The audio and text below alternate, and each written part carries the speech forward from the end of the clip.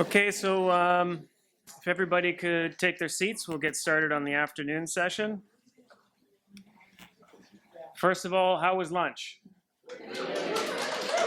Okay, so I have a deal for you. There's going to be more food in about an hour's time, but you're not allowed to fall into a food coma between now and then, okay? That wouldn't be nice for the people who are going to be speaking to you today, and also it would mean that we'd have more food than we could handle at the end of the day. The food today, just to reiterate, was provided by the kind support of TAG, which is the Toronto Area Archivist Group, and the Archives Association Ontario, which is, as the name suggests, is the umbrella organization for archival institutions in the province. My name is Sean Smith. I'm nervous on a couple of accounts. One, I have to speak to you today, but also I've just been informed that I'm responsible for putting up the PowerPoint slides.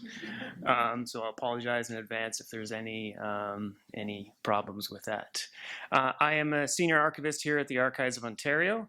I am also a settler. I live on Treaty 13 territory here in Toronto with my family. I'm aware that there have been many generations and many nations that have lived here before me.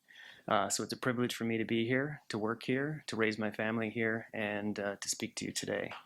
In addition to being an archivist here at the Archives of Ontario, I'm also a runner. You might not know this, but there's a number of us here at the AAO, or the Archives of Ontario rather, who run at lunchtime. Now our usual route is we go up Keele Street, turn left on Steeles. We hit Pioneer Village, which is a really well-established institution of storytelling or a certain narrative. We turn left, we cut through Black Creek, and then we turn left and we come up the hill and we're running on the Huron-Wendat Trail. Now, this is something that as an archivist and as someone who works in the memory institution, I'm hyper aware of every time we come up that hill. A, it's hard. B, the only sort of suggestion that there have been people living and sharing stories on that land for hundreds of years before any of us were even here, is that there's a plaque. That's the only whisper of storytelling that's there. And so hopefully by us being here today, by sharing sort of approaches to knowledge, to stories, to memory, and for us being able to sort of create a collaborative space, we will do better at being inclusive in our storytelling, and going forward that there will be a louder whisper of storytelling than the one that is presently available on the land on which we live and work. So I'm going to introduce the second panel, Care Institutional Perspectives. So for this, the panelists have been asked to reflect on how to best care for and provide access to Indigenous knowledge from their perspective as memory workers in either institutional or project related contexts. And for this, we have two speakers, and similar to the format before lunchtime, there'll be a chance to ask questions afterwards. I'll introduce our speakers, and then I will attempt to get the IT working, and then we'll go from there. First up is Anita Kora. Anita is Nain from Nain, Nunatsiavut. She is a graduate of the University of British Columbia with a Master's of Archival Studies. Currently, Anita works as a Librarian-Archivist at Inuit Tapiriit Kanatami, the National Inuit Advocacy Organization in Canada. She has also worked on museum exhibitions with varying themes and aspects of Inuit history, culture, and art. Her personal interests include the appropriate representation of Inuit, as well as cultural knowledge preservation, reclamation, and revitalization. Our second speaker is Feather Maracle. Feather is Anishinaabe and Haudenosaunee and a member of the Mohawks of the Bay of Quinte at Tyendinaga. She is the CEO and Director of Library Services of the Six Nations Public Library, Canada's largest First Nation public library. Feather is a strong advocate for literacy and promoting Indigenous voices on many levels. She is the chair of the Ontario Library Association Indigenous Task Group, board member of the Federation of Ontario Public Libraries, Yellow Team lead on both the Truth and Reconciliation Report and Recommendations Committee and the Indigenous Matters Standing Committee of the Canadian Federation of Library Associations. She is a member of the First Nation Strategic Action Group and a juror on the First Nation Communities Read Committee. She has a genuine passion for her culture, learning, and literacy, and especially for where those intersect with librarianship and education. So, without further ado, Anita.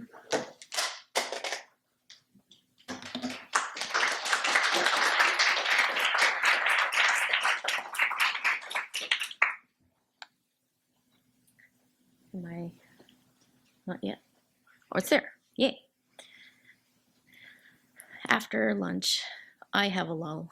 So anyway, I'm very happy to be here.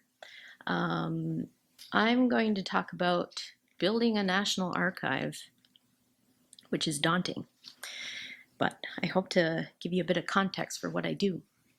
I always, that's very tiny, I apologize, but no matter where I go in the South, I am always a visitor. I'm always a guest, and I feel very privileged to be able to come and speak at this symposium. But I also want to acknowledge that this is not my territory and that I am grateful to those who take care of this land and that I'm able to speak here. So, hello, Anita Verma, I am Anita, Inuyunga, I am Inuk. I would first like to place myself, even though Sean gave a bit of an introduction. I am originally from Nain, Nunatsiavut. Nain is the most northerly community in Labrador, and Nunatsiavut is the most easterly of the Inuit regions. Currently, I am the Librarian-Archivist at Inuit Tapiriit Kanatami, which is the national representational organization protecting and advancing the rights and interests of Inuit in Canada. And I will be providing an overview of ITK's history shortly. Inuit are one of the Indigenous peoples in Canada. Although we're often grouped together, each of our groups are diverse between and among one another with many different origins and identities. In order to advance Inuit rights, ITK advocates for a distinctions-based approach. To be in the best place to do this advocacy work for the interests of our people, we need accurate and reflective data and information. In many ways, for a variety of reasons, it is difficult to access, acquire, or use data and information about us, even in instances when it may have come from us, such as in the form of Indigenous or Inuit knowledge. When considering how to approach my work and what it entails, I have to consider as best as possible the big picture. So let's take a step back in time. Here we have a concise timeline created by Nunatsiavut showcasing various points in Inuit history. I want to note that this timeline begins with the arrival of settlers, but that is not where our story begins. However, for the purposes of my presentation today, this shows the different ways Inuit were impacted by outside colonial forces. I do not have time to go in depth, nor is this a cumulative list, but this extensive historical record shows what Inuit have persevered through, from the high Arctic relocations, the dog killings, E-numbers, and more, to the spark of the political movement in the 1960s and 70s, and the creation and establishment of land claims. We are working towards changing our story to one told by us.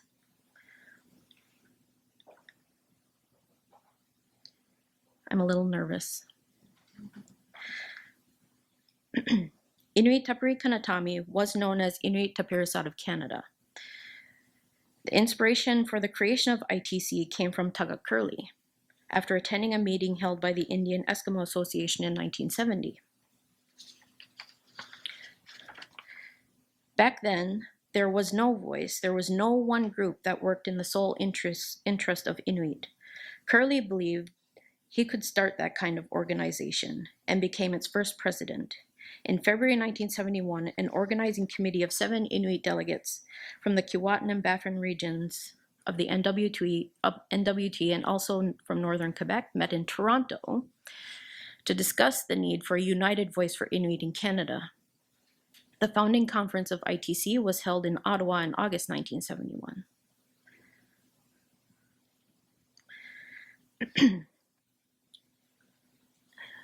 In 1972, ITC brought 60 Inuit leaders from all over the north to Bangnitung.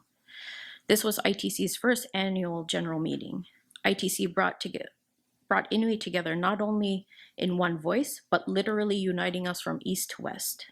Many of the participants at that time were hearing for the first time the different dialects of Inuktitut spoken from different communities from all over Inuit Nunangat. Delegates of the first annual meeting provided ITC with a very important mandate to begin the land claims processes. ITK's early leadership envisioned a blanket land claim to Inuit lands in the Northwest Territories and Nunavik, given the immediate pressures facing these regions at that time, while Nunatsiavut's land claim would come later. This didn't happen, and the land claims movement that followed, while different than what was originally envisioned, proceeded regardless. And today we have 4 comprehensive land claims agreements in all regions of Inuit Nunangat. So when considering what is required in the establishment, maintenance, creation, and safekeeping of a national collection for ITC, now ITK, understanding both the organization's history as well as the past and current political landscape, as well as the work happening in Inuit Nunangat is key. There is a lot here, as you can imagine. At ITK, we have both a corporate library and archives.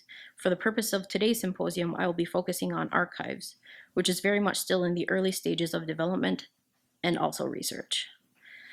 Before that, a synopsis of Inuit Nunangat and the Inuit democratic process. The 4 Inuit regions are part of the Northern Yukon and Northwest Territories, Nunavut, Northern Quebec, and Newfoundland Labrador. From west to east, we have the Inuvialuit Settlement Region, Nunavut again, Nunavik, and Nunatsiavut. These regions are Inuit Nunangat and are home to 51 communities, which encompasses 35% of Canada's landmass and 50% of its coastline.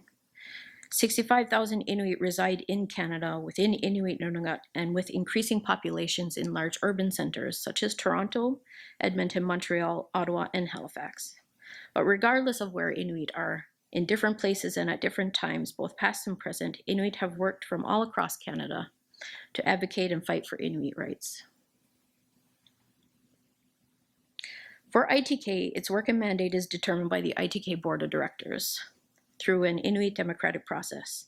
The ITK BOD is composed of ITK's president, Natan Obid, each of the land claims region's presidents with representation also from Inuit Circumpolar Council, which is the international Inuit advocacy organization overseeing Inuit Nunat, which is Siberia, Alaska, Canada, and Greenland, Baukdujit Inuit Women's Association of Canada, and the National Inuit Youth Council. The work that I do to care for the collections at ITK must be cognizant of the differing levels of governance, cultural and regional histories, awareness of the Inuit political movement, and the history of how we came to be where we are now.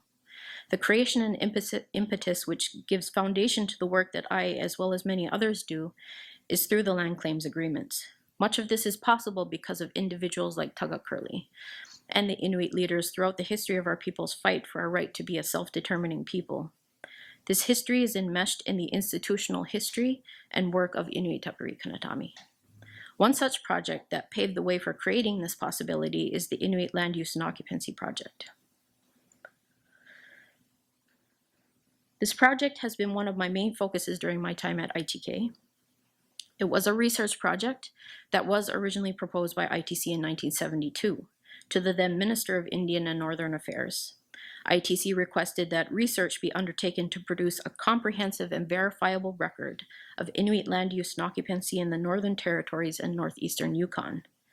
This record would in effect capture and provide information on the past and present use and occupation of the land and marine environment through hunting, trapping, fishing, and more by Inuit.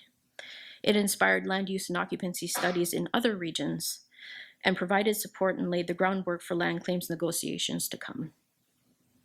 In 1975, these records were deposited into the then Public Archives of Canada, now Librarian-Archivist Canada. Elope records include maps, map biographies, field notes, tapes, computer tapes, correspondence, and many other research materials. Elope for me is the perfect summation of ITK's history. Elope is a collection of records of recorded Inuit knowledge. It is an Inuit commissioned research project. It is part of the land claims movement, and it still has as much relevance today as when researchers were speaking with Inuit in the early 1970s. Upon their deposit into the National Archives, however, access to all records except for individual map biographies and field notes, thankfully, everything was made available to researchers, no matter where they came from. I imagine you can see how this presents concerns, risks, and a need to address what happens with these records. They contain Inuit or traditional knowledge provided by community members. This includes personal family information or ways people lived off the land. This collection of knowledge was intended to support Inuit in the work towards establishing land claims agreements, and in effect support Inuit in the move to self-determination. Over the past 45 years, many have wanted to access these records, such as from extractive industry companies, non-Inuit organizations, academics, and more. But this has not always been for the benefit of Inuit.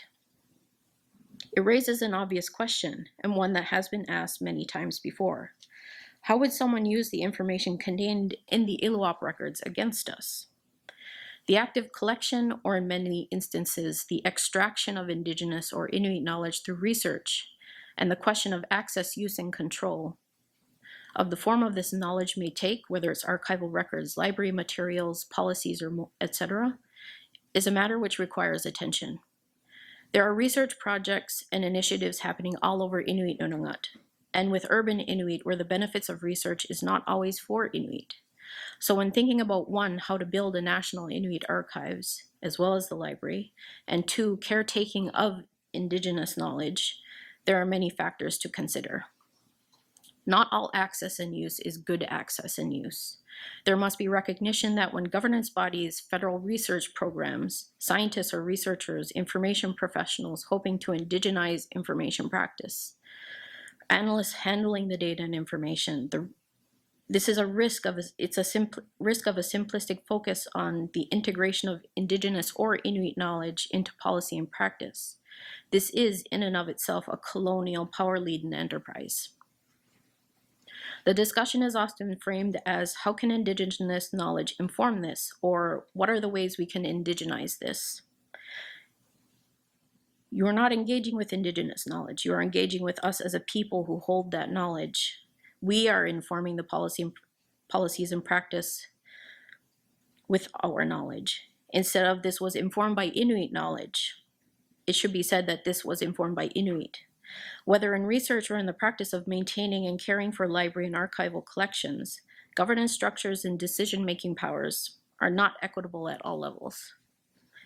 Inuit are often relegated to the passive role of the subject, or our cultural heritage is managed elsewhere and far away. This leads to the diminishment and exclusion from the right to govern what happens to, as well as the ownership, control, and use of our own knowledge. We must shift away from this practice and thinking. It is relevant now to turn to the NICER, which is the National Inuit Strategy on Research.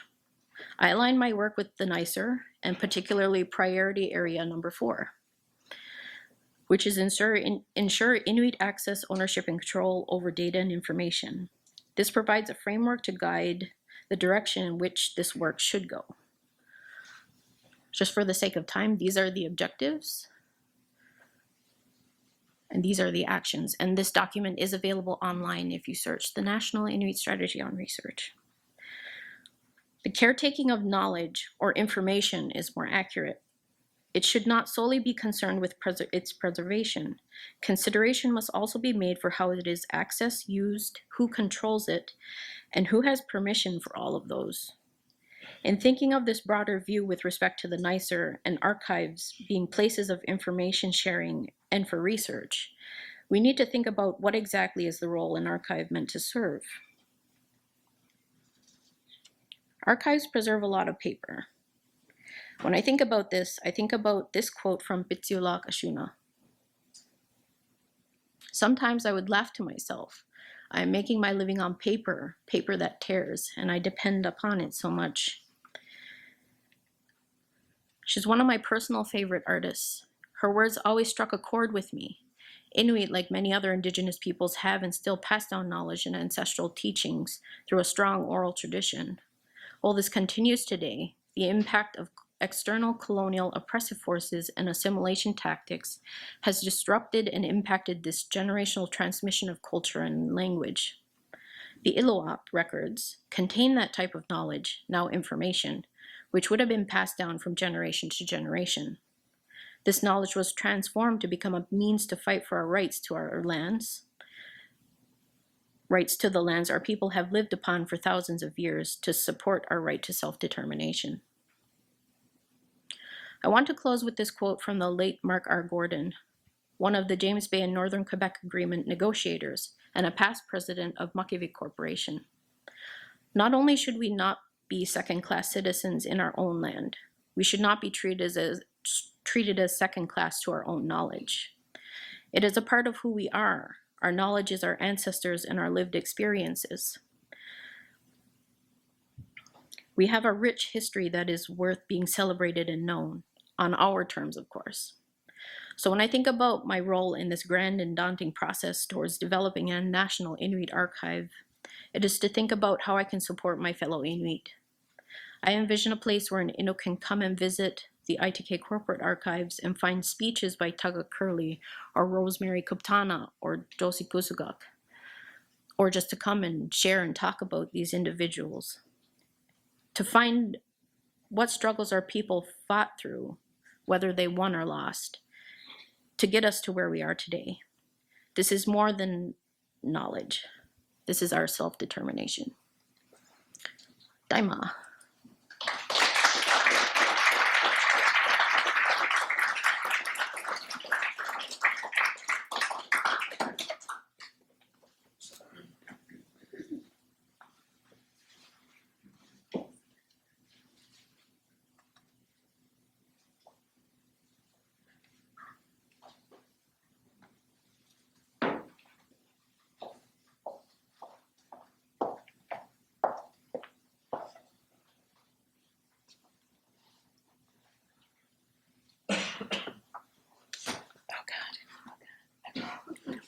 Hi, everyone.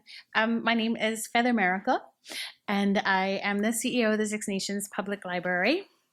And I want to say thank you very, very much for having me here today to talk about some of the things that I know. If you have questions, I think you can ask me right away. I always think that I'm a little bit more of an interactive style. I always think, like if you have a question, I think it's better if you ask at that time, because then it's in the context. And then otherwise, because like me, I'm like, if I wait to the end, I'm like, oh, it's really not that important. And so then I'm, end up lost.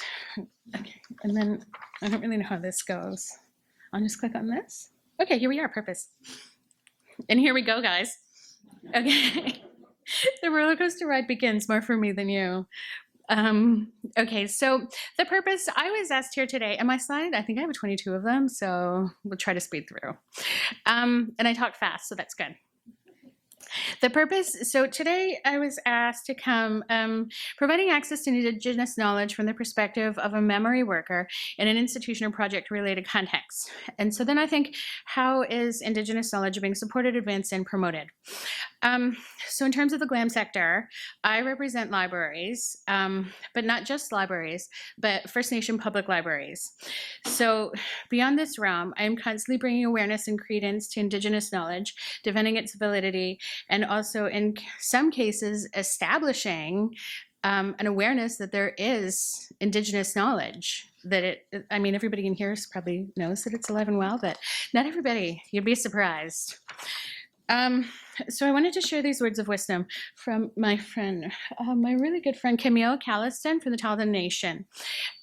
Historically and currently, libraries, archives, traditional knowledge, language repositories, and cultural memory institutions play a central role in the preservation of Indigenous knowledge by gathering in written, recorded oral knowledge and languages, as well as digitized Indigenous knowledge, history, culture, and language. These cultural memory institutions have become a very important part of the reclamation and intergenerational transfer of Indigenous knowledge, culture, language, art, and history. An understanding of Indigenous people's sense of history or worldview, the importance and validity of a dynamic culture of oral traditions and issues of decolonization and re-empowerment are extremely crucial in collecting and preserving Indigenous knowledge. I think that these are really the words of wisdom that you'll see have a deeper impact on what I'm about to tell you. I want to keep you guys on suspense. I don't want anybody rushing out. So first off, part of my my biography, I guess, I sit on the First Nation Communities Read. Has anybody here heard of First Nation Communities Read? Be proud if you have. So hands held high, like really high, so I can see them, because then I can gauge how much work is needed. So the First Nation Communities Read is an annual reading program that launched in 2003 by the First Nation Public Library community in Ontario. What we do, so I've sat on this for a number of years, quite some time really, and so I have to read all of those books too. You can go, you can Google First Nation Community Reads, and it's it has a website. It's administered through the Southern Ontario Library Service, and Nancy Cooper is the one that she looks after it. And there are jurors from both North and South First Nation public libraries in Ontario. Don't worry, we'll get to that in a minute. But I wanted to talk about, I feel that First Nation Communities Read is very, very important because it encourages family literacy, intergenerational storytelling, and intergenerational information sharing. And I think that these are the core assets of Indigenous people everywhere, because these are very, very core tenets of how people have lived, that the information and the history and the culture and the language has been passed on through stories, because stories are much more fun to remember instead of like cold hard facts, right? Like 1 + 1, that's boring. But if you're like, hey, if you have one egg and another egg, you know, you got scrambled eggs. But at any rate, so they're written, all of these items are written or illustrated or otherwise involve the participation of a First Nation, Métis, or Inuit creator. The program has become so successful over the last many years that it no longer, 1 year we would have a children's focus, then the next year we would do an adult young adult focus. 1 year we did the adult young adult. There were 56 books to read, and we had 6 weeks to read them all. My house was a mess. My children hated me, but nonetheless, I got them all read, right? So because it's gotten so big, now then every year it is divided into, every year moving forward now, we do children's literature as well as young adult and adult literature at the same time. And in its gaining success, it has actually, it is now an award. It is the Indigenous Literacy Award that's offered by, it's a joint award from the First Nation Communities Read, and it's sponsored by the Periodical Marketers of Canada. Initially, it was Julie Flett that received the first award, and originally when PMC signed on, they said that they would do it for 4 years. After the 4th year, they said we will do it forever. So this award has it has a lot of staying power. I also, so as a librarian, I worked in Timmins, and I have 2 children, and you know they've grown up with me reading all of these books, and so to make it even better, I would go into their classrooms. So during the children's literacy or during the children's literature focus, I would run programming in my children's classes, and sometimes because I was so close to, I got really close to these authors, I would get them to come to their classes, or I would get them to do web interviews, so that you know, my kids, we lived in Timmins, but there's a very, very large Cree population, so that these kids could actually, you know, not just see themselves reflected in books. Like when I was a kid, I didn't see myself like, you know, little Native girl reflected in books, unless like there's that series. There's a series of books of legends, but they're just black and white pictures mostly. So, you know, white pages. not little brown kids like me. At any rate, going into these classrooms, I think it really strengthened, and they got to ask these authors and these illustrators questions. So it really inspired them to think, hey, you know what, I can do that too. And so this program has far-reaching opportunities, and I think it's going into its what did I say? 2003. So do the math, 16 years. This will be its 17th year. So it's an excellent program, especially moving forward and sharing these authentic Indigenous voices and the storytelling that is so close to most certainly my heart, because that's how I learned about my culture. Was my dad at night would really getting personal with you. It's fine. At night, my dad would tell us legends to go to sleep, Mohawk legends. So that was really good because I fell asleep. Like, not until the story was done, though. So it wasn't like halfway through. Moving on. You can ask me more questions about it after or a while. It's up to you. Okay, so the Six Nations Public Library. So I'm the CEO and the Director of Library Services for the Six Nations Public Library. I took on this position in April of 2018. So, I haven't been there forever. I did some other things. I've worked in libraries for about 20 years or so. At any rate, the Six Nations Public Library was established in 1966. And at the library, our motto is knowledge is power. And the mission of the Six Nations Public Library is to enrich lives and strengthen community while ensuring multi-format access to resources for lifelong learning, research, cultural information, and historical archives. So the Six Nations Public Library is what I like to say. It's located in downtown Ohsweken. Does everybody know where Six Nations is? Six Nations of the Grand River? Familiar? I see a lot of nodding, but not a lot of hand raising. Geography is, well, I'm not going to teach you guys geography. You can look on a map. But it's pretty close. Like, I drove here and it was, I think, an hour and 15 minutes on the 407 with a lead foot. It's a beautiful building. It was, so it was built, Six Nations Public Library was an old doctor's residence. And so not everybody, left standing. So we have some spirits, and they're fine. They're really great. I'm frequently there really late at night because I really love what I do. So I'm there late at night, and I've heard a lot of stories about the place. I won't tell you that they're true. At any rate, the collection size. Never really gotten myself into a hole here. Moving on, everyone. Collection size. The library has about 40,000 items in its collection. The library, so if it was an old doctor's residence, like 200 years ago, the size of the houses, right? So that's where the library is. Now, 2/3 of the library's collection sits in a shipping container out in the yard. So for many, many years, the library has been advocating to have a new library built. If anybody wanted to give the library money for a new building, you just let me know.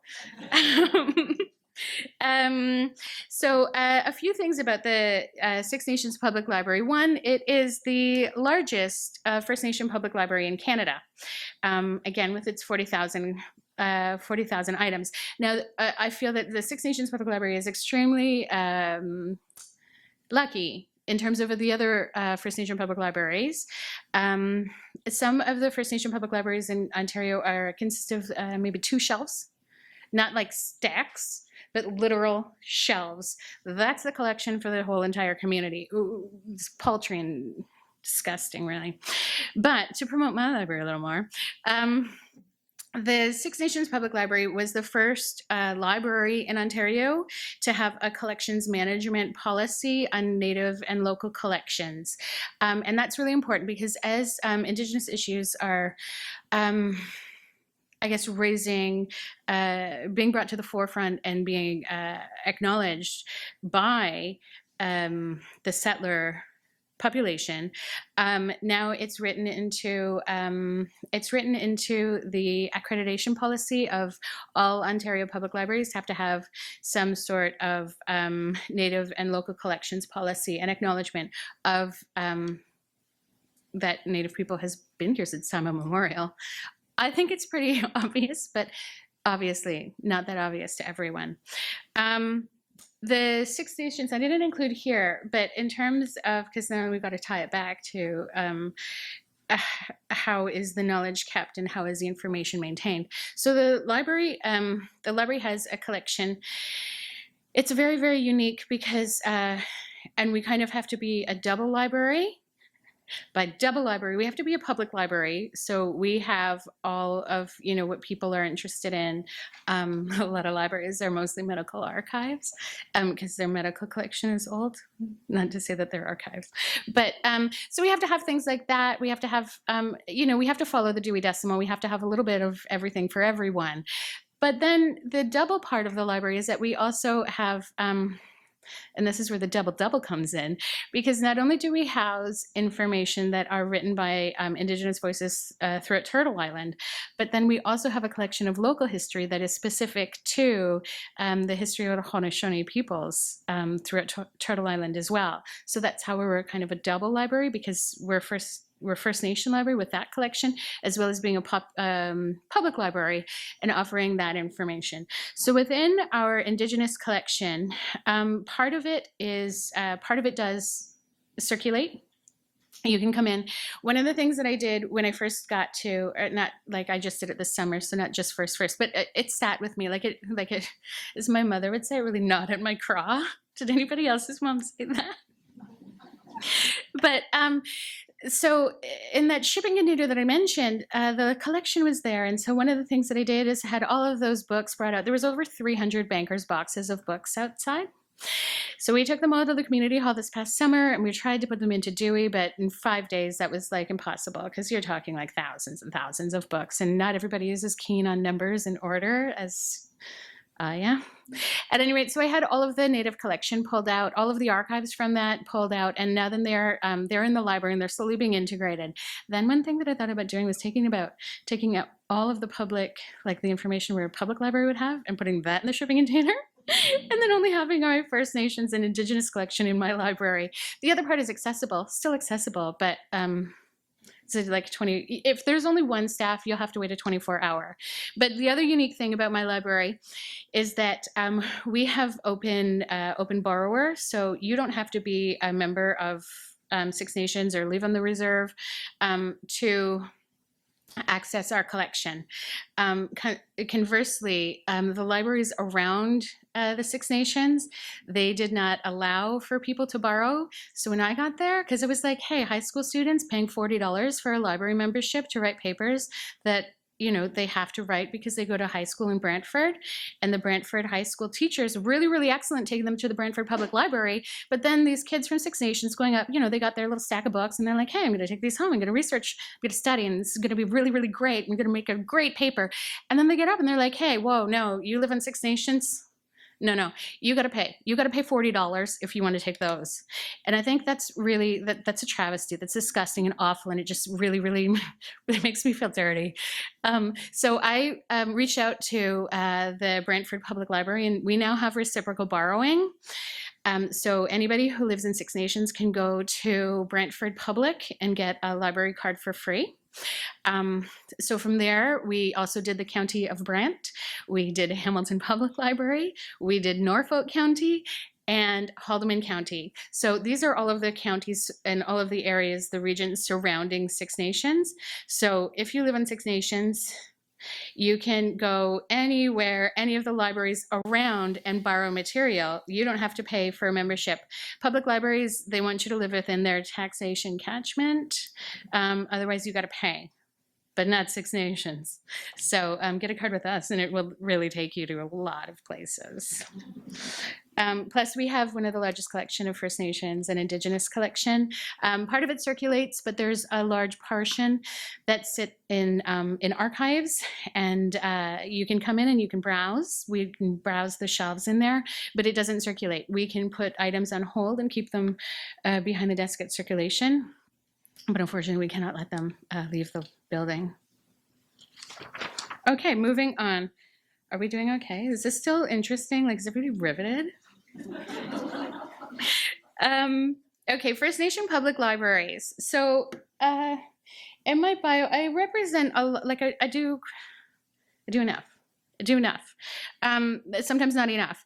But so First Nation public libraries, there are 133 reserves in Ontario. There are only 36 First Nation public libraries in Ontario. So that's less than half of the reserves have a public library. So that means that they have to, there's barriers to going out and education and research and just like, I get a lot of enjoyment from reading. I read some really smutty stuff too. But sometimes it's, I read boring things. So I'm really balancing all the time. But the province of Ontario is really unique in terms of Canada, because it is the only province that has First Nation public libraries, and it is the only province that has First Nation public libraries written into the Public Libraries Act. So from there, First Nation public libraries, along with all of the other things that are ever First Nations, are really, really underfunded by the government. So I do different things to increase awareness and increase sustainable funding and long-term funding for First Nation public libraries in Ontario.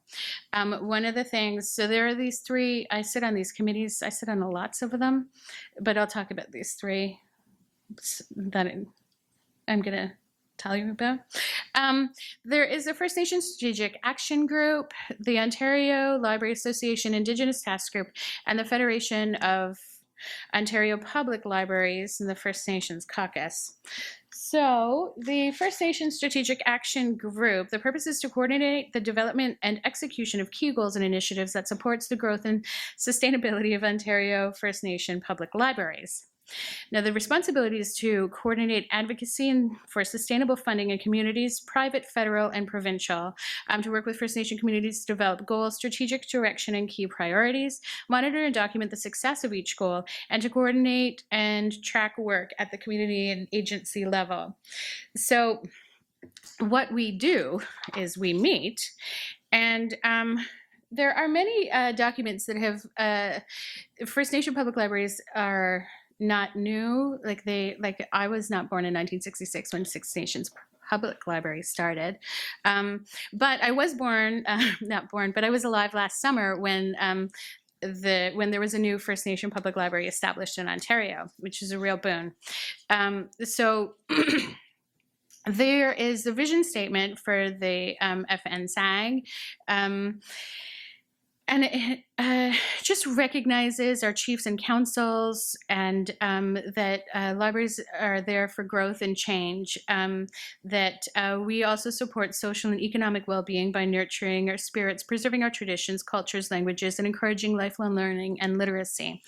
So yeah, because on my way here, I was thinking that libraries have to play, like First Nations public libraries specifically have to play a double role, because we're double libraries. We have to be a public library, but we're also a First Nation public library. So the expectation is that we will not only have material available that you would get at a public library, but also cater to our specific, First Nation. And of course, that's what we want to do.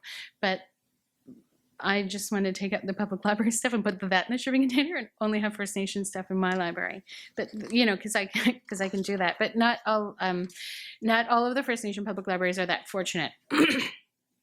So other things that that this committee has done, the First Nation Public Libraries Advocacy Strategy. So these are documents that have been written by this committee that are accessible. They're available if you write to me. I'm not sure where they're housed. I think if you write to Ontario Library Services North, they have copies of this, because they're the ones that have been, I think, looking after this group historically more so. So they've also written on how to establish a public library in a First Nation community. We have an annual spring gathering. Does everybody know SOLS and OLS North? So Southern Ontario Library Service and then Ontario Library Services North. These are the Ontario Library Services that look after libraries in Ontario, and why they're divided, I guess it made sense at the time. I'm not going to get into that one. But the spring gathering, so this is a really, really rare opportunity for all of the First Nation public librarians to gather together, and it's usually at the spring gathering that's hosted by SOLS, OLS, OLA as well. But it's a time for the First Nation public librarians to get together and discuss the libraries and the challenges and what we want to do moving forward, and also all of the successes, and to share in all of the different programming ideas and successful programming, but also to learn from, not successful programming, because that happens too. Then there's the Friendship Feather Award, and that was established by the First Nation public librarians, and it has been put on hold for a certain amount of time because it wasn't being maintained. But it was awarded to people who, predominantly settler and non-Indigenous people, who had assisted with pushing forward the mandates of First Nation public libraries in terms of increasing awareness of them, and then increasing funding for them, because the only way that these can exist is through increased funding. We have to fill out, I actually just submitted my public library operating grant and First Nation salary supplement. That's the funding you have to apply for when you work in a First Nation library or in a library. Ontario, like public libraries have to do it, but you have to do this grant, and it's not intense, but it's a really, really bad, the system doesn't want to accept. You can fill out the documents and you can have it all done, but the system's like, no, we don't really want to accept. You have to force that it's a computer system. At any rate, the Friendship Feather Award has been given out. There's only a handful of them that have been given out, and shucks, I should have brought a picture, because one was given to, he's now passed, but George Beaver was a Six Nation Public Library board member, and he did a lot of advocacy work in his free time. But at any rate, the Friendship Feather is going to be taken over. I've asked the First Nation Public Librarians of Ontario to see if the CFLA Indigenous Matters Committee can now look after it and hopefully help it grow and create more awareness. And then there's First Nation Public Library Week. Does anybody know that there was a First Nations Public Library Week? That we just had it. And of course, my library, we had programming every day. Okay, so now then we have the OLA Indigenous Task Group, and that was established in 2015 with the goal of strengthening library services for First Nation communities in Ontario. But really, it's because I sat on the OLA, in the library world, we have a super conference, which is the OLA Super Conference, and it's Canada's largest library conference. There's about 5,000 attendees. And I looked after the Indigenous stream for 4 years. And after my first year, I was like, Ola, you have all of these divisions. You have college and university libraries, you have public libraries, you have school libraries, you have board, you have an Abo Franco, which wasn't Aboriginal in French, but that's just translated into French. They call it the Abo Franco. I got really excited thinking it was Aboriginal, but no. And then I was like, but you don't have an Aboriginal. And I'm like, surely, probably, guaranteed there's more Aboriginal people in Ontario than there are French speakers, right? So I said, you should acknowledge that. So now then, so that's the establishment of this Indigenous Task Group. And so the idea is that we have to be, in the rules of the OLA, you have to establish yourself as a task group first and do some really great things, and then you can become a division, which is, that's where I want to take this. So the mandate is to develop an OLA strategy to strengthen First Nation libraries in Ontario. It includes raising awareness about the opportunities and challenges of accessing library services for Indigenous populations. And I think that's where we get into the reciprocal borrowing, because that would increase. There's also another agreement with Federation of Ontario Public Libraries, but we can get into that. Okay, 310, 305. How much time do I have left? we getting dicey? We're getting dicey. Okay, so we'll just cruise. This is part of the terms of reference, and that's available on the OLA website. So you can, there's more information there too. So some of the great things that OLA Indigenous Task Group has done, we've eliminated fees for First Nation public libraries to attend the OLA Super Conference. That, in order to attend it for public libraries, is about $500. And $500 is a real barrier when you think about First Nation public libraries. Their operating grant is $13,000. That includes salaries, that includes hydro, electricity, rent, if there is it. So $500 out of a $13,000 budget, you know, you have to make some really hard decisions there. But we also have now at the beginning of the Super Conference a traditional territory acknowledgement, and we also have buttons. We distribute buttons in our languages, and the languages that are spoken within the boundaries of what is called Ontario.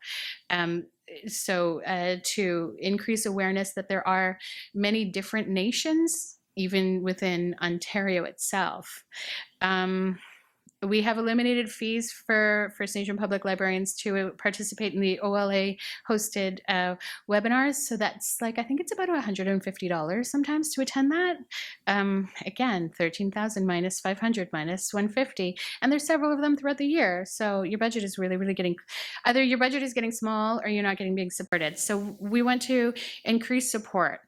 We've established a Spirit of Reconciliation Award so that librarians, First Nation public librarians, are their accommodation and travel are paid to attend the Super Conference. And at Super Conference, they're paired up with somebody from the mentoring committee, somebody who has attended Super Conference a lot and has a really large network, so that they can introduce and they can get the most. Because so when you think about First Nation public libraries, some of the populations are like 500 people. So if you're going to a place where there's 500 people and not all 500 are gathered all at once, but then you're going to like one downtown Toronto and then to a conference of 5,000 people, it's really daunting. And so it makes sense to have a point person to, you know, help you get the most out of it. We also work with public libraries on Indigenous matters. Next, we have the Federation of Ontario Public Libraries, and they have an Indigenous Library Partnerships Working Group. And what they do is they have paired First Nation public libraries up with Ontario public libraries, and some of these like Markham and Iamabog have been successful. I don't know if I said that right, but I'm trying. As these are successful because the community of Iamabog, they are all given access to electronic resources that Markham has purchased. Subscription to electronic resources, I don't know if you guys know, but it's so much money to access information. So they get those for free, and that's one of the, these are some of the positive things that have happened. Now then we get into the, so that's Canadian Federation of Library Associations. So there's the Truth and Reconciliation Committee, and that exists to promote initiatives in all types of libraries. Remember I was telling you, you have to think about all the libraries. Like I didn't mention medical and legal. There's lots of libraries. Oh, private. Like your houses, if you have books, I guess. So to advance reconciliation, the Truth and Reconciliation Commission and the calls to action. So this was a group that was created. I guess there was I don't know how many librarians, but they were from all across Canada. And in about 3 months, we wrote an 86-page paper. And I have a copy of it. You can access it online too through the Canadian Federation of Library Associations. And it just, we were divided into 4 teams following the medicine wheel. And I was the lead of the yellow team. So what I did is on this team was to establish a document of all of the people throughout Canada that are either working with Indigenous peoples, representing Indigenous peoples, or Indigenous peoples working with, you know, for themselves. And And so it's broken down into the provinces. So if wherever you go, let's say if you're from Ontario, but then you go to work out in BC and you want to carry on the work of working with Indigenous peoples, then already there's a series of contacts that that are available. And especially if you're looking for information from the different nations, all of them are represented. And even more so, there's another working group, and they have just written an ontology. So that's accessible through here as well. Otherwise, if you email me, I can send you the link. But we had these core recommendations. We had 10 core recommendations in terms of moving forward on Indigenous matters within Canada. And within libraries are really excellent because everybody's on an equal playing field, except maybe not the academics because you have to be like enrolled in that school. But public ones, anybody can go, but kind of limiting too because you have to pay taxes. But nonetheless, I don't mean to find holes in these theories, but one of the first recommendations we made to the CFLA was to establish an Indigenous matters committee to move forward on making sure that all of these recommendations were done. We asked for the support of CFLA. The next one, encourage libraries, archives, and cultural memory institutions, that would be, I guess, all of us here today, and others, to implement the Truth and Reconciliation Commission of Canada, the 94 calls to action. One of the great things of the document that was written that came out of this is the white team went through all of the 94 calls to action, and you can find this document. It's really, really excellently done. They went through every single one of the 94 calls to action with how libraries could respond and what kind of implementations and policy changes could be made to ensure that the 94 calls to actions were being addressed by libraries in Canada. The next, ensure accessibility moving forward. So we always want to be aware of CELA and the NALs. To decolonize access and classification. And that's really tricky because when you look at access and classification, especially with classification, like you're still going to have to look, and you can still find more information by looking up Indians of Canada than you can looking up Indigenous peoples of Turtle Island. Right. And so that sort of moving forward and changing that language and changing the understanding that we are a people and we have our own names, like Mohawk is in English. It's not Kanienkehaka is what it is. And in Mohawk is my language. So Mohawk and Mohawk is Kanienkehaka. But so to be aware, to create awareness that in order to find this information, you have to look through it through a colonial lens, right? And that's not right. And then to decolonize libraries and spaces, that's another huge, huge issue that libraries are facing. Next, to enhance opportunities for Indigenous library archival and information professionals. So basically, hiring Indigenous people for Indigenous work. Indigenous people, like I was talking to my grandpa and I was telling, like maybe I don't really know that much. And he's like, Feather, you know lots. And he was like, and because my background, on my father's side we're Mohawk and on my mother's side, we say Ojibwe, but Odawa Potawatomi. And he said, so you have to think about it because you know both. And then you also have to think about these two cultures are like if you went to compare, and I always like to compare Japanese and Ukrainian.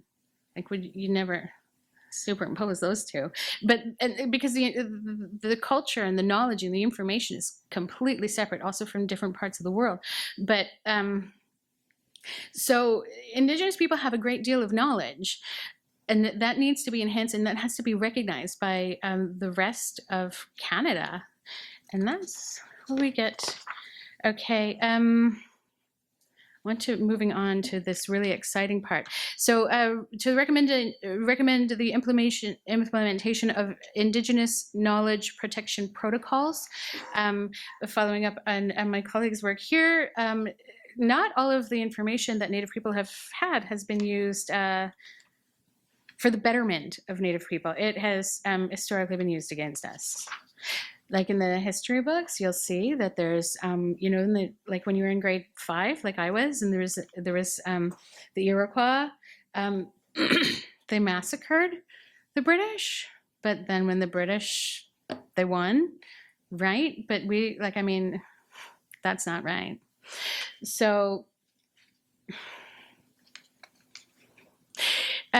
to establish an online database of these living documents. So those living documents, the best practices in the library world, but also for the entire GLAM sector, and then the networking that the Yellow Team is responsible for.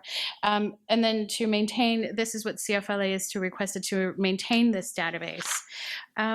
So now then we move on to the Indigenous matters. So out of this document and the recommendations, we have established Indigenous matters. And so we work towards fulfilling all of those 10 recommendations. The first 3 have been fulfilled, but the remaining 7 have yet, you know, that's will never be done. It's a work in progress. Now, having talked about all of these groups, and First Nation public libraries have been for many years, since 2010, even before that, wanted to establish the National Aboriginal Public Library Organization.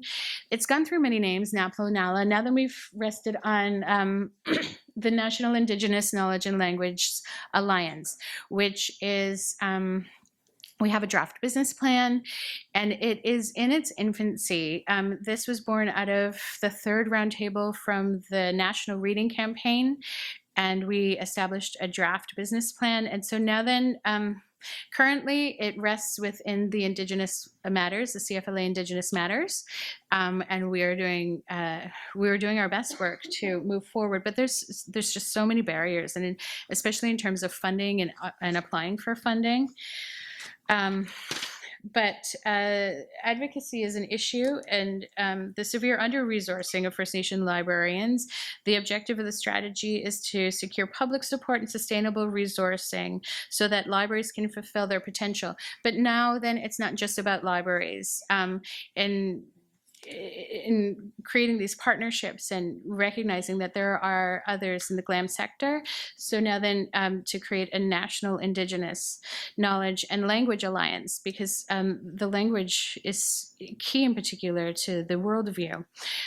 So the future of NALA, just to really moving on, would be to create allies so that we can all work together towards a common ground. So Indigenous knowledge, languages, intergenerational transfer of Indigenous knowledge and language, cultural memory, preservation of Indigenous knowledge and language, copyright. Copyright's a big one because so much information has been taken from Native people that stolen. Archives, libraries, museums, and oral history. So there's just a lot of different avenues. There's a lot of potential for this. And again, it's really in its infancy. So if you would like to join and to work with NICLA, then you can let me know as well. And we should all work together. That's the idea. So that's all I have.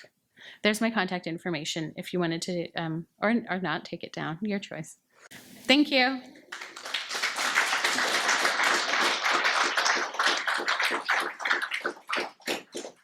Okay, so I think we have a few minutes for questions for either of the panelists. If you would care to take a seat at the front, Jay's walking around with the mic. You guys can share the mic. Oh, perfect. Okay. Questions?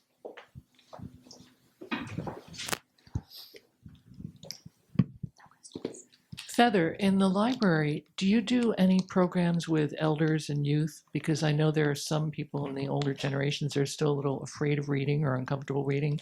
And I'm thinking with all the access that students have to other libraries, there's a great opportunity to get people working together. The library runs a lot of programming. So we're a small library. We have one person who looks after all of the programming. And in my bag, I have examples. Our programs are done in, the calendar's done in the Mohawk language. And we really try to reach out to all different, to the different population groups. So In terms of youth programming, that's extremely popular, and there's just there are different things that are done. But the one for seniors, I guess, and these are knowledge holders. The library runs. It is a history group. And so it's not actually run out of the library because the library is old and it has stairs and there is not an elevator. And so we have our history group and they meet at the Cayuga room at the Six Nations Polytech. And so people, anyone from the community goes and they're like, I've gone to several of them and I wish I could go to more because there's always so much to learn. So yes, we offer programming for all population numbers, ages. We have a question coming through the chat room. Question for Feather from the webcast, and this is from Jesse. What would change for First Nations libraries if mainstream organizations shared funding with them? Well, probably they would have more resources to loan to the populations. I think they would have more resources. So more resources, more hours, more access to information. I think that they could strengthen their technology. They could strengthen their partnerships within the GLAM sector. I think they could promote STEM and STEAM. If there was just a never-ending pot of money, there's so much that could be done, right? Like access to e-resources. E-resources are extremely expensive, but in this digital age, in the age of the internet, that's the direction that people are going, but also to have more print material. I know that teachers still require students to have a certain number of resources that are in print and that are not online. And then also for training and for to be able to network and for travel for the First Nation librarians so that they can get out and access the opportunities that librarians or people that work in public libraries don't really fully acknowledge or realize how lucky they are to be able to have that funding to be able to travel. So there are many, many things that could be done with that money. Thank you. So I have a question for Anita. First of all, you said you were nervous, but I don't know, you did fantastic. So well done. Congratulations. Where is the ITK? Where is the archive? And if it's in Southern Ontario, if it's in the north, how are you sharing your information? How do you make it accessible for people who are living in different parts of this massive country? It's in development. It's in Ottawa. But in terms of access, this has been a very big question. So we actually started having this conversation around how would access happen to the north, because I think everyone's well aware that internet is not the greatest up there. So like in terms of bandwidth, there's a lot of bandwidth problems. I think there's a fiber link going up to the Inuit settlement region now. Someone could correct me, but that's the only place where there's like nice internet. I think in Nunavik they have to coordinate through satellites, which is, I don't know how that works, but that doesn't sound great to me. So like when people talk about digitization of resources, that doesn't always work. So I know some institutions actually either make print copies or put them on CDs or drives, and you can see like that's a security risk too. Like if someone had very personal family information and it's on a USB key and then that goes missing, that's not great. So it's a big discussion and one that I would love to keep having. It's not going to be for your question. This question is for Feather. How would you say a small archives, what could a small archives offer in partnership, collaboration, programming to a First Nations public library that is nearby? And how would you suggest an archives approach that library to explore those opportunities? I think That's a very good question. That when you have to establish relationships, so the archive would have to get in contact with the library and go from there. For my library, I talk to a lot of people, and so I'm really, really receptive to establishing these partnerships and working within the larger, the larger community, not just within Six Nations, but we get questions from all over the world. So really, if you want to establish a relationship with your local First Nation public library, then you need to go there and you need to perhaps attend programming, introduce yourself, and really work with that library. You also have to be cognizant of the fact that the First Nation public libraries, they're not always staffed and they're not always open. They don't have the funding and capability to operate like other public libraries in municipal libraries. So to recognize that and to recognize that they're already really they're already overworked. So if there is programming, to go in with an understanding of that, but just really you have to establish that relationship and then let it be nurtured by the two of you. Just introduce yourself, really. Thank you so much. Hopefully that's helpful. Thank you. Are there any other questions?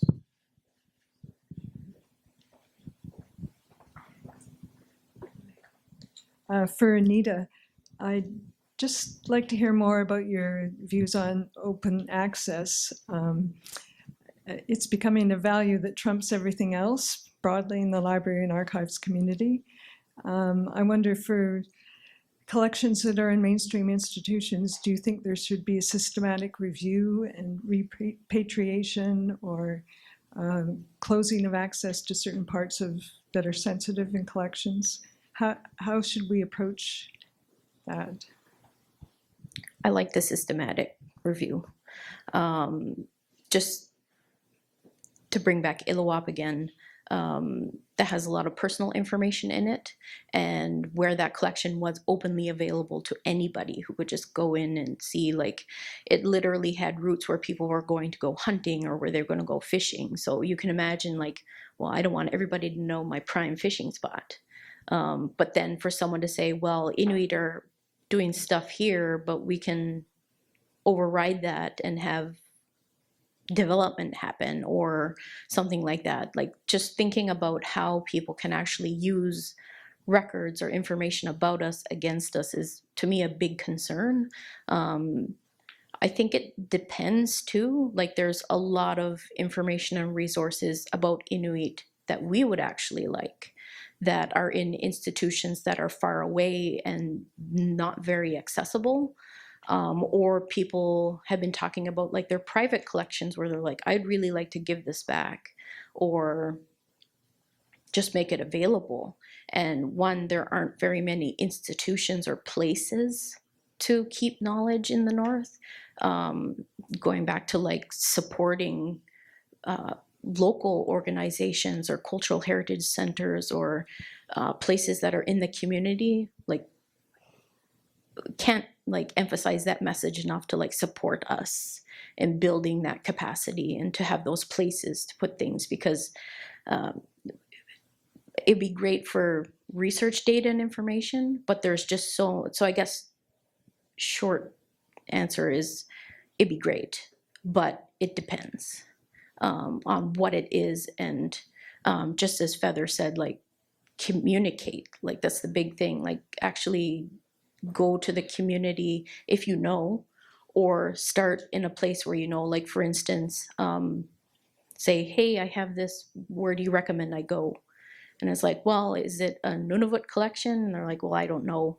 Then it's like, let's go through the steps to work this out and actually, like, get that back, or to really get the community or the people that should know in the know. That felt longer than it was supposed to be, but yeah. So we have time for one more question, and then we'll take a break. I just have a question, more for Feather, but I'd welcome Anita's input as well. Is the impact that the forward cuts to NOLA and SOLA, how that is rolling out on the ground? and even if some of that funding was returned, how does that, you were talking about reciprocal borrowing and the role of interlibrary loan that SOLA and NOLA does provide in the North. I'm just wondering if you feel comfortable talking about that. Of course I do. Awesome. Thank you. Favorite topics, libraries, and crummy things that are done to them. So what happened initially was that, so Southern Ontario Library Service, 50% of their funding was cut. So in order to make the easiest and fastest, because it was immediate, the cuts were made immediately, they suspended their interlibrary loaning. So interlibrary loan, if people don't know here, you can go to any, you could before go to any Ontario public library, and if they didn't have a book in their collection, you could request it, and that library would petition other Ontario public libraries, and whoever had it would send it so that you could go to your local public library and borrow it, because not every public library even can buy every single book that's published, nor could they house it. So in terms of First Nation public libraries, within the interlibrary loan stream, First Nation public libraries are only borrowers. They've never loaned out. It being that the collection, remember those two shelves? Their collection is very, very small. So in terms of cuts from the government to the interlibrary loaning, it hurts it hurts the community, the First Nation communities, because a lot of people were reliant on these. I know that from my library, I think in the first 3 months of this year, we had about 30. We processed 30 interlibrary loans, right? And that's a lot. But also our collection doesn't contain every single book. So when those cuts came through, it does have disastrous effects for First Nation public libraries, because they don't have the loaning capacity, they don't have the collection that other public libraries have. So for my library specifically, the reciprocal borrowing became very, very much more important, because now then we are also, we have created a small between those communities, the reciprocal borrower, we have created a small, so a courier will now travel books around. So when I looked at the history and where the books came from that my library was borrowing from on behalf of patrons, they came from that area. And now I'm lucky because I'm in Southern Ontario with a lot of communities around, with a lot of libraries around, but some within the Anishinaabe Nation, that's 49 communities, only 2 have First Nation public libraries, and both of those are drive-in. So, and they're isolated, right? And so that's why First Nation public libraries especially really, really relied on the interlibrary loan and that whole process. The deal was renegotiated, and now then so that libraries are guaranteed book rates. So public libraries have a deal with Canada Post that libraries don't pay as much as, I guess, the rest of Canadian population to mail things, especially books. But when you look at the average, it's about $9.50 to mail a book. And when you have, okay, so now that we're talking about that $13,000 budget, minus $500 to go to OLA, minus $150 to go to those webinars, minus salary, like $13,000 minus somebody's, that's somebody's salary right there. So it has really terrible effects. That's why it's important to create this awareness, and they just need to put that money back. When you look at it, it was actually what they cut was out of the budget was 0.026%. So they really went hunting, and I don't know if maybe this is bad to say, but he doesn't like libraries. Fort doesn't like libraries, and it shows. Your go. Just thinking about urban Inuit populations, for them to get support for, trying to do outreach or provide services and resources. People have either been born in the South or they're from a region, so they're far away from either home and just thinking about going from one place where there are deficits to a place where it's even more deficit. That's just terrible. Just to flip back to the open access question, because I like to pick on researchers. we would love to have that open, but like open with respect to community needs and interests. And just thinking about like how to mobilize that and thinking about funding, whether it's in the Ontario context or within Inuit Nunangat, we just need so much support. Like I can't emphasize that enough. So, yeah. Okay, well, thanks very much for your questions. And thank